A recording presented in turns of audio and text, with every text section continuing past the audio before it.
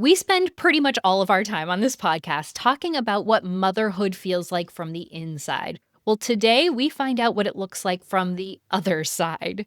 My name is Chrissy Bold. I'm a stay at home mom to two little boys, and this is Mom's Guide to Finding Herself. If you listened to the last episode, you already know how amazing today's guest is. And if this is your first time meeting him, well, buckle up because you are in for a good one. Ellie Weinstein is a licensed clinical therapist, a husband, a dad of two with one on the way, who has built his entire career around the conversations that most people avoid. He runs a private practice, he's the host of the podcast The Dude Therapist, and just released his book From I Do to We Do, Navigating Relationships Through the Parenting Years, which honestly every couple with kids needs on their nightstand. Last week, Ellie got vulnerable about his own journey into fatherhood, and today we're going even further. We're going to talk about what dads actually go through in early parenthood, the loneliness, the pressure, the stuff they're not saying out loud, and what we as their partners can do about it. Let's get into it. Ellie, thank you so much for coming back on the podcast. I'm so excited to talk with you about the dad experience. Thanks for having me back again. I wasn't that bad before that you were like, hey, I guess we'll have him on again. Absolutely. You bring so much joy to this whole topic. And honestly, that's what we need more of is more joy. So please tell me, our audience here is primarily moms and probably just my husband as the dad that's listening right now. What changes do dads go through in early parenthood that are often overlooked by their partners and honestly, probably by themselves? Yeah, I think the biggest thing that people don't realize is the loneliness Mm, because um, over time, and this is not a secret, men are usually not asked to talk about their emotions and feel and yeah. be vulnerable. It's a weakness, all that kind of stuff. Even though I think the trend is changing um, in a great way. But the idea that there are emotions on the other side and feelings on the other side that are not focused on a lot. And not saying this in a bad way or a sassy way, but I am a no BS kind of therapist. So here's the sass is that there are so many communities, so many Facebook groups, so many WhatsApp groups, so many mom accounts, so many books for mothers, and there's barely anything for men. And I get why, right? The mom is the one who gave birth and is going through all those changes, pregnancy and birth. So is the dad. The dad is not doing the physical changes, even though some dads do, like sympathy, weight, and all that kind of stuff. But there is an emotional change happening on the other side of maturity and responsibility and holy shnikes, I can't believe this is happening right now kind of Right. experience. And, when I was writing my book, I wanted the book to be a whole book about fatherhood. Mhm. And they said, nope, one chapter. Mhm. And that stung because I'm like, Yeah. there's no book about Yeah. mental health of dads. Yeah. So I have a chapter called From Dudes to Dads in my book, which is literally my heart and soul. The whole book is my heart and soul, but this is like something I wish was around when I was becoming a father. Yeah. Because you talk to your friends and no one talks about the hardships. They're like, sports, whatever. And Yeah. yeah, it's hard. We're so tired. But no one's like, how are you actually doing? Mhm. No one ever talks that way. And I'll be honest, I was very jealous and still are Mm. sometimes. I'm not good at grammar, even though I wrote a book. Thank God for editors. But um, of the relationships that my wife has with her friends Yeah. and the honesty and realness Yeah. that is like, I'm at my end as a parent and they go, yeah. And they talk about that depth. And as a guy, it's weird. It's a weird thing to do that. It's not a normal thing, which I think is super unhealthy. And if you look at the work, I forgot the author, but the book is called Tribe. Um, and it's about the idea of people creating that environment, specifically men. And if you look, I know he's a controversial figure, but if you look at Justin Baldoni's book um, on being a man, I forgot what the title of the book is. He talks about the tribe he created with 4 or 5 of his closest friends that were emotionally in tune. That Mhm. needs to happen. If you don't do that, you will fall. You will be isolated. And in isolation, you can be crushed. That's what leads to a lot of men going into depression. And eventually, suicide rates in men are higher than in women because Mhm. there's this loneliness of emotion and feeling. So your man is going through stuff. Yeah. What?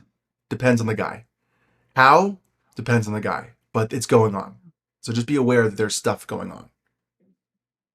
Wow. So this brings up a lot of questions for me of I understand what you're saying. Like the mom presence is strong. Now, I wonder, is there a deeper reason why there aren't the dad groups and the dad books? Like we know sometimes what people need to support them, but they don't always want it. Is Yeah. this possibly a case that those don't exist because there's not the interest and the audience, even though they know that this would be helpful, it's not the thing that's the draw. Yeah. So I haven't spoken to all men in the world, but Sure. yeah, but there is a big piece that is that we're good. We can handle it ourselves kind of thing. Like Yeah. we'll just tough it through. There is a piece of, I don't need help. I'm fine. Yeah. And there is a big piece of, I don't want to admit that I'm not okay. There Mhm. are men's group out there. A lot of it is about masculinity and Yeah. alpha and like that wolf howling in the moon, like, Mhm. Mhm. pumping your Mhm. chest and like, I am the CEO of a company. Yeah. That's not what I'm talking about. That actually No. is not so healthy at times, very Right. unhealthy. It doesn't mean that we can't have confidence and be, the big man on campus and do you, but there Right. isn't a lot of groups because it isn't sellable. It's not. Yeah. Women are looking for self Right. help and growth. They Yeah. are growth oriented and growth mindset. I work with couples almost every day. That is my bread and butter is relationships and parents. That's like literally what I do every day as a therapist. Um, Most times a guy comes to me is because the woman in their life said, "Hey, you should go to therapy." And they go, "Fine, Yeah. I'll do it." Like the ultimatum. Couples therapy also. It's not Yeah. always, a lot of it's her idea. We're here because she wanted to talk about things and I want to support her, Mhm. Mhm. right? I've had guys say to me like, I don't believe in therapy at all, but I'm just here to support my woman, my wife, Yeah. my girlfriend, whoever it is. And I go, "Oh, that's a great start. I can't wait to work with you." As a joke, Right. kind of like break the tension.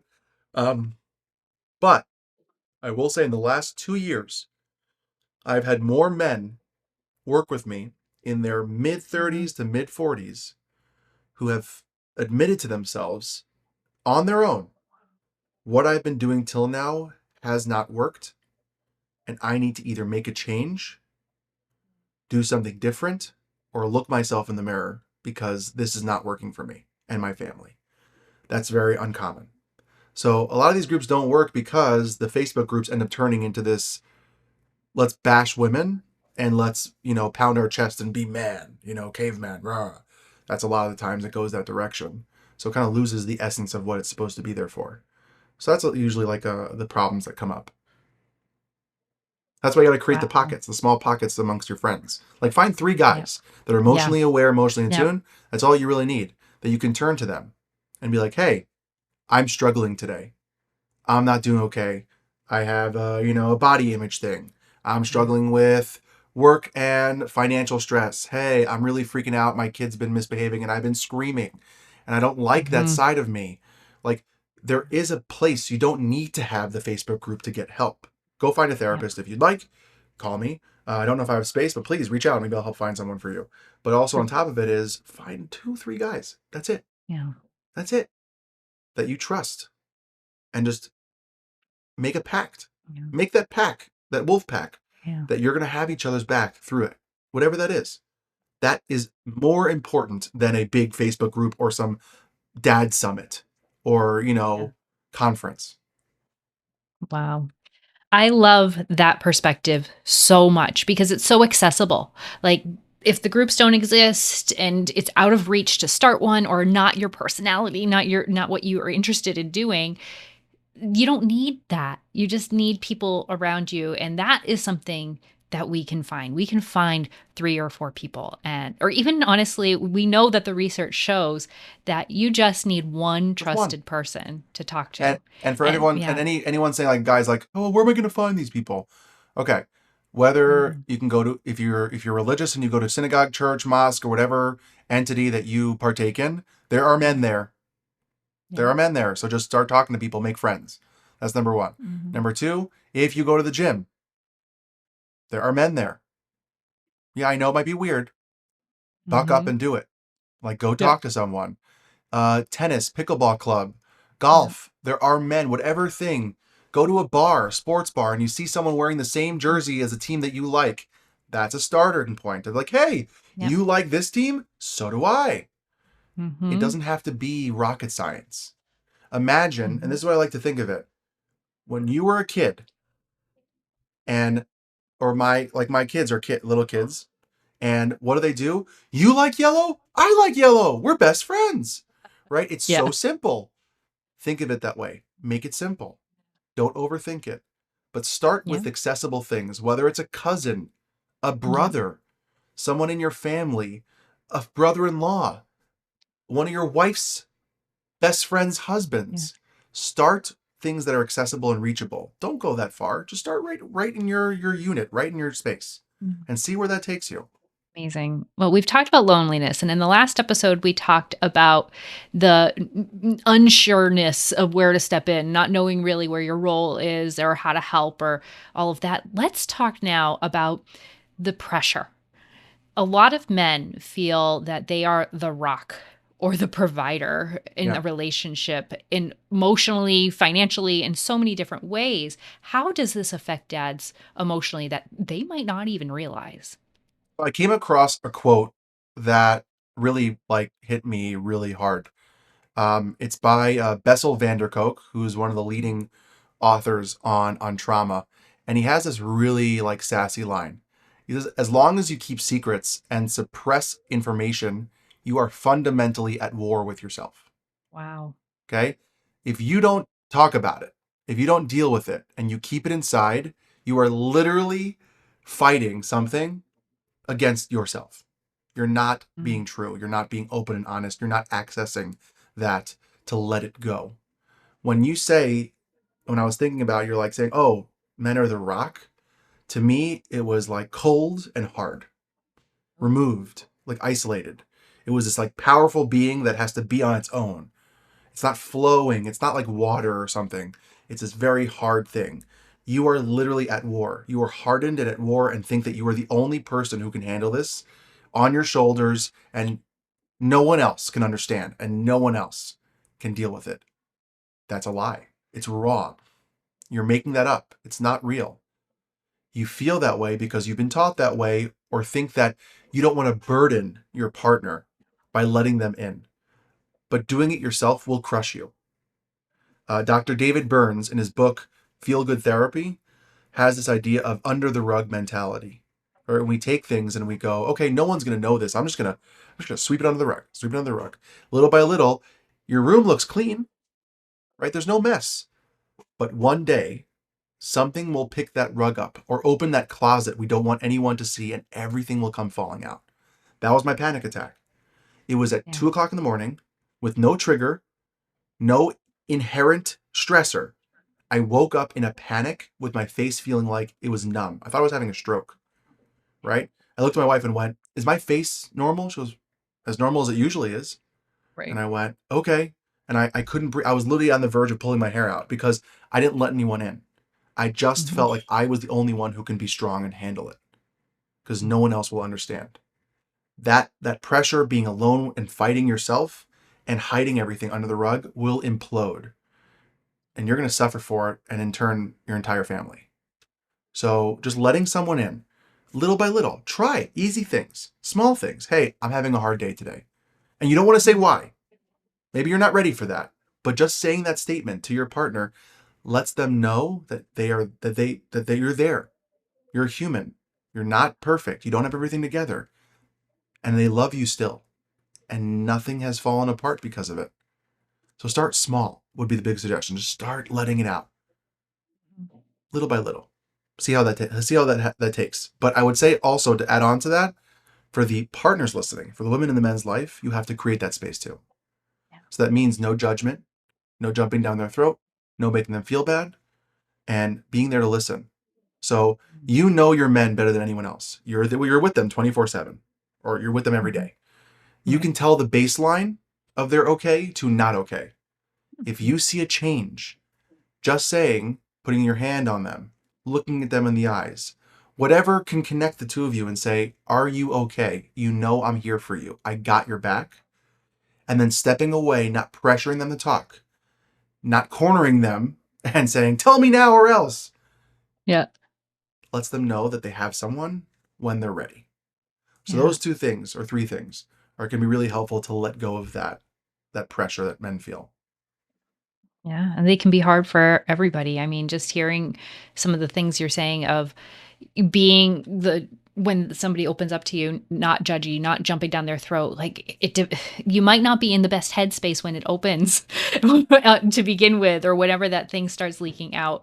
That so it's hard, but it's important that we now have this information at the front of our minds, so that way we can quickly come back around to this. Like, oh, maybe this is a sign of him opening up, and this is important. Now, you said a word that I immediately wrote down because I wanted to come back to burden. Yeah. How much of everything that we've talked about today come back to feeling like a burden, the loneliness and not wanting to reach out to other people, the not necessarily wanting to get help from a therapist, the not really knowing how to step in and ask for help. Um, how much of that is because or men specifically, because we're talking about that today, feel like a burden on people? I think that maybe that could be just me, but I think it's a lot Yeah. of men feel Yeah. like I don't want to you. You are dealing with stuff on your own. Yeah. Who am I to put more on your plate? Like, Right. why should I be the source of more? Yeah. And a lot of that has to do with our childhood and how we grow up and things like that. But a lot of it also has to do with the interactions between the two people. The joke I always think about, like the silly thing I always think about when it comes to this like dynamic, is I don't know. I know it's a silly thing to ask. I don't know if you ever watched Friends. Yeah. Yeah. Okay, so there's a very famous scene with Bruce Willis Yeah. in the show where he's like a cold-hearted, strong man, and Rachel's like, "Hey, how can I break past this?" And Yeah. Monica says you have to like give him that opportunity, whatever. And they're on a date, and then the next scene is he can't stop crying. Yep. He's like on her lap, like a bubbling like, and can't Yeah. like blubbering idiot, and can't stop, and she breaks up with him. Like I can't Yep. handle this. It's too much. That's what men envision. The burden will do. Mm, I'm gonna mhm, open up, mhm. and I'm gonna put this on you, and now it's in the open, and you're not gonna be able to accept it or handle it. So that makes me Yeah. afraid that you won't be able to still love me. You're going to look at me differently. You're going to judge me Mhm, for having struggles. You're going to whatever negative voice, that critic we are telling ourselves that's going to happen in reality. And it's not because our partner has done that to us before, but it just might be a possibility. So I'd rather hold it in and know the devil, like what is it? The devil you know is better than the devil you don't, right? yeah, I yeah, know the battle I'm having with myself. yeah, I don't know what battle I'm about to have with you, so I'd rather just hold it yeah. all in. And if Mm, you look at just from a health perspective, that leads to GI issues, headaches, heart diseases. mm, All those are higher in men because it's mhm, just this tautness and tightness of someone's body because they're like, I'm going to deal with it. No, no, no. And I know for myself, um, like I get like edgy. Like usually it comes out in men as anger. It's a secondary emotion. It's not like a base emotion. It's an expression of what you're feeling. If you're angsty, down, sad, depressed, isolated, you act out because you don't know how to deal with it. You don't know how to healthily express it. So someone makes a noise over there and you go, stop making so much. Right? You're reactive. You don't become someone who responds. You become someone who reacts. And that impacts everyone. Everyone knows you're not okay. So just like open up and deal with it. mhm. So, you can be Monica for us right now, all of the moms listening. How do the moms that are listening right now support the men in their lives? Find out from them. And this might be an uncomfortable conversation, but who cares? Deal with it. It's your partner. You want them to be okay. Is what do you need from me? How can I Mm, help you? What is the best way to support you when you're not okay? Some men might say, give me 10 minutes to recover. Some men might say, I just need you to listen. Other men might say, let me go hang out with my boys once a week to just let it out. I need to be able to go to the gym twice a week, whatever it is. Ask them. Don't assume you know, even though you probably do, because you're very smart. Let them tell you, because then it becomes a reality that you can both exist in together, and it becomes a bond Yeah. that you both now agree on. So just Mm. open that door for them. I hope men do that to their women too. What do you need from me? And it's not because I'm stupid. And it's not because you haven't told me 17 times. But today might be different than yesterday. So in this scenario, how can I best be supportive of you? What does it mean to love you and care for you when you're struggling? Those are good open-ended questions that can help someone. And a lot of times men don't know. And the sometimes that they do, listen and be supportive and try to be realistic and figure out a plan to make that a reality. Amazing. That's such good advice. Now, how do we then, last thought here is, how do we take, let's say we have this conversation and we're met with a lot of, I don't know, or I'm not sure. And it's so hard as a human not to say, well, I think I know, and jump in and offer suggestions. Like maybe I should set up some dates for you with your friends or whatnot. Is that being intrusive or is that being helpful? Like, Well, it's help all us how you. out It's. figure. I love that. I love that because I could feel like every single woman listening is like, "I've tried this, Ellie. It doesn't work." Right? I tried, and he goes, "I don't know," and then I have to end up just doing it for him. So I might as well just do it for him and tell him, "Here, you're right. It's annoying." I'm not saying that it's easy, but if there isn't, I don't know, or that pushback of like, "Oh no," how you phrase, "I was thinking about you because I love you and care about you, and here were some things that I think would be helpful. What do you think?" That's all. You're not scheduling it for them and doing it for them because you shouldn't. They still need to do it. Because if you end up doing it for them, guess what happens? If it doesn't work out or goes bad, you're the problem. You're the focus of resentment. You're the focus of anger. You made me go out and it was the work. No. They have to make the choice. So the only person to blame is themselves. They might still blame you because boys are stupid. But who isn't? But if you have the ability to really care for someone and see them, show that. I see you. Here are some things that I think in your life right now could be helpful. Or I heard on a podcast, or I was reading a book and there was an idea that popped in my head because, I'm always thinking about you and I love you and I want you to be okay. And you've admitted to me that you're not okay. And I want to be able to help as possible. Is it okay if I give you some suggestions? That question, is it Fantastic. okay if I give Yeah. you some suggestions, is not, I'm telling you and you need to Mm. listen. It's, are you available to listen to this? Are you receptive to what I'm about to say? Because I have some ideas and I really love you and want you to be okay. Is like the I love vibe. that. You put your own Yeah. words, use your own formula and figure out how to say it to your man in your life. Yeah. But that could be something kind of structurally to figure out. What a perfect note to end on, giving you literally a script that you can take to apply and help to make an impact on your partner's life. What a joy! What a such an incredible conversation we've had today, Ellie. I want to hear. I loved your book, and I need more moms to read it. So tell us about your book and where we can learn more from you. Yes, it's called From I Do to We Do, Navigating Relationships in Parenting Years. And it's the book for anyone who is in a relationship. Secretly, it's 80% a relationship book for any couple. 20% of it is in the lens of when you have kids. So the Yeah. stories are humorous, frustrating, all those things that kids can be. From my experience as being a therapist for almost a little over 10 years and being married for 10 years, a little over 10 years, and having two kids, filled with client stories and tips and tools on how not to lose yourself as a couple just because you have kids. So we go through sleep deprivation and how not to kill each other as a couple. We go through some of basic mental health foundations in a chapter called Holy Trinity and Gray Area, which is black and white thinking, and then get into a chapter for dads, for moms, and two of my favorite chapters, which is Pillow Talk 2.0, which is how to have real conversations with your partner, and Love and War, which is how to deal with conflict. And then we wrap it up with how to have more intimacy in a relationship. So it's, I think, 12, 13 chapters. I lost count, and the conclusion and introduction don't count, but they do count when I was writing it. Who knows? But it really is just a heartfelt letter to any parent who's going through it to say, when you've looked at your partner, when what the hell happened to us?